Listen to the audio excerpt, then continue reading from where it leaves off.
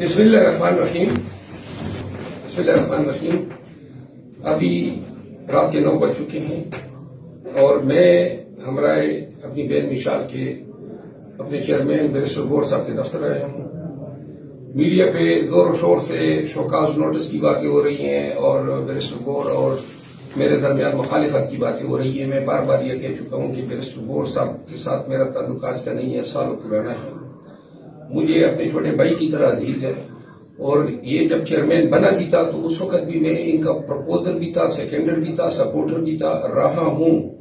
اور یہ جو غلط فہمی پیدا ہوئی، میں نے احتجاج کے حوالے سے پوری قیادت کے حوالے سے یہ کہا تھا کہ احتجاج میں ہم نے وہ رسپانس نہیں دیا جو ہمارا ہونا چاہیے تھا. اس میں ان کی نااہلی کے حوالے سے کوئی لفظ میں نے نہیں کہا تھا، لیکن اس پہ مجھے شوکاز نوٹس دیا گیا.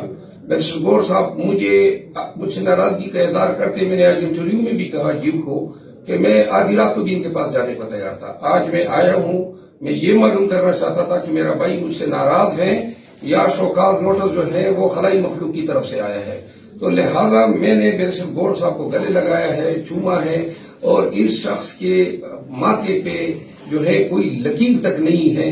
باقی جو ہے میری آمد جو ہے وہ تمام پی ٹی آئی ورکر کے سامنے اس چیز کو ہم یہ لانا چاہتے ہیں کہ آپ کوئی ٹینشن نہ لیں، آپ کی قیادت میں کوئی اختلاف نہیں ہے. انشاءاللہ بیرسٹر گور ہمارے چیئرمین ہی رہیں گے. یہ خان کی طرف سے نامزد شدہ ہیں اور خان جس کو بھی نامزد کر دیتا ہے وہ ہمارے سر کا تاج ہوتا ہے. بیرسٹر گور صاحب جو ہے آنے والے وقت میں بھی انشاءاللہ پاکستان تحریک انصاف کے چیئرمین رہیں گے. ہم ان کے ساتھ ڈٹ کے کھڑے رہیں گے. جو لوگ اختلافات پیدا کرنا چاہتے ہیں یا ورکر کو مایوس کرنا چاہتے ہیں ان کو منہ کی کرنی پڑے گی.